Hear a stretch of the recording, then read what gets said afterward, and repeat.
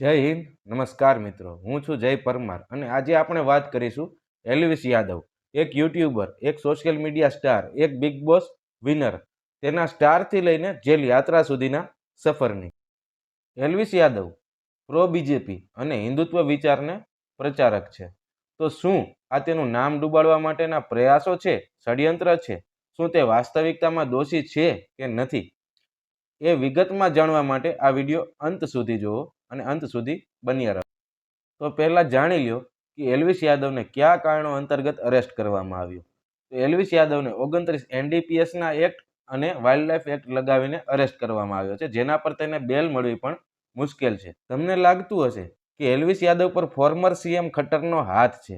આ સિવાય તે મોટા મોટા કલાકારો, અભિનેત્રીઓ, અભિનેતાઓ તેમજ પોલિટિશિયન્સ અને ઇન્ફ્લુએન્સર્સનો ફેવરિટ પણ છે. તો અચાનક તેની આ ધરપકડ એ તમને ષડયંત્ર લાગતું હશે.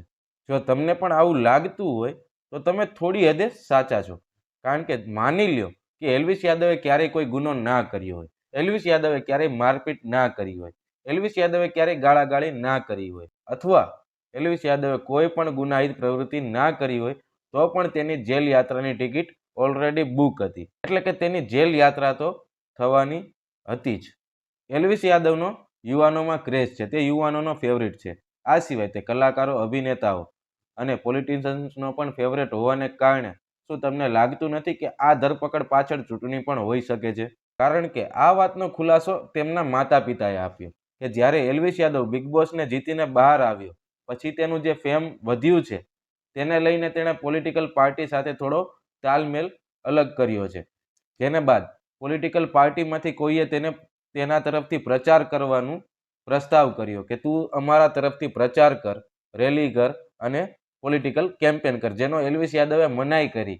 જેના બીજા જ દિવસે એલ્વિસ યાદવની ધરપકડ થઈ છે. તો શું ચૂંટણી આમાં સામેલ નહીં હોય?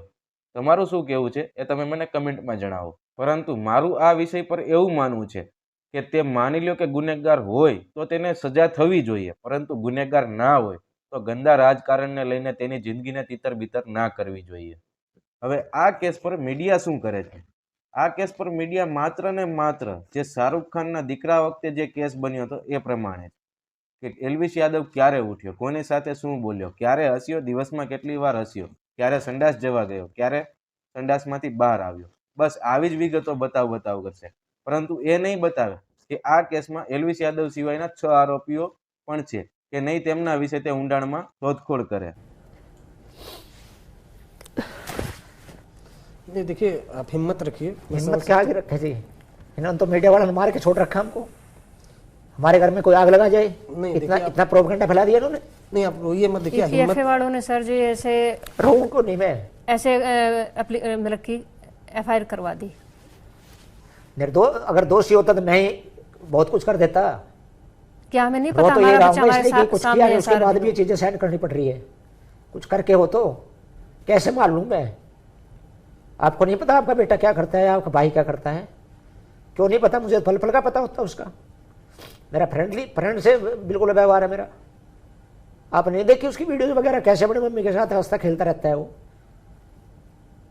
हंसता खेलता उसका परिवार स्टैंड, उसके पीछे उसकी मेहनत नहीं देखी कि क्या कितना संघर्ष किया इसने. लोगों ने वो देख लिया उसका, भाई ये है आज इसको पकड़ो, इसको करो साले को खराब, कहीं आगे जाके कहीं क्या पता कौन कौन काम कर रहा है कोई.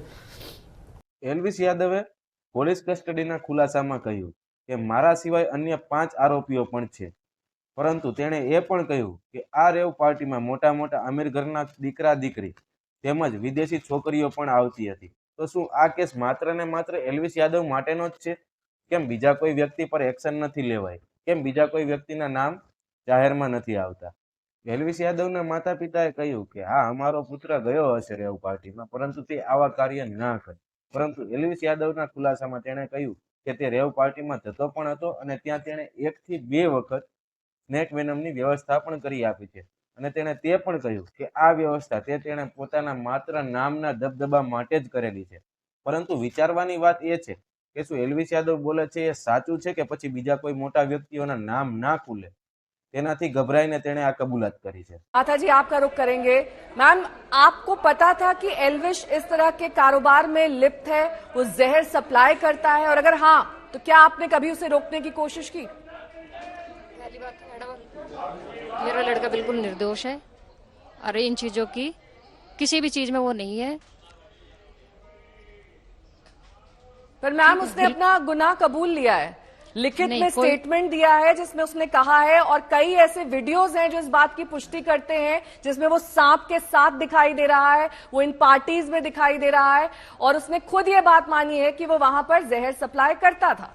नहीं मैडम, उसने कोई ना ऐसा कोई काम किया है ना कभी करेगा। और दूसरी बात, जो ये बातें चल रही हैं जो भी आप स्क्रीन से उठा के दिखा रहे हो, ये एक सिंगर की वो थी, शूट थी, उसके ऊपर वो गए हुए थे और वहां से एक क्लिप उठाई गई है। હવે તમારું આ વિષય પર શું વિચારવું છે એ મને કમેન્ટમાં જણાવો. પરંતુ મારું માનવું એવું છે કે જો એલ્વિસ યાદવ ગુનેગાર હોય તો તેને જરૂર ને જરૂર સજા મળવી જોઈએ. પરંતુ ત્યાં સુધી મીડિયાએ તેના નામ અને પ્રતિષ્ઠા પર હાથ જોવાની જરૂર નથી. તો તમે શું વિચારો છો આ વિષય પર તે મને કમેન્ટ કરો અને વિડીયોને લાઇક અને ચેનલને સબસ્ક્રાઇબ કરવાનું ભૂલતા નહીં. ફરી મળીશું એક નવા વિડીયો સાથે.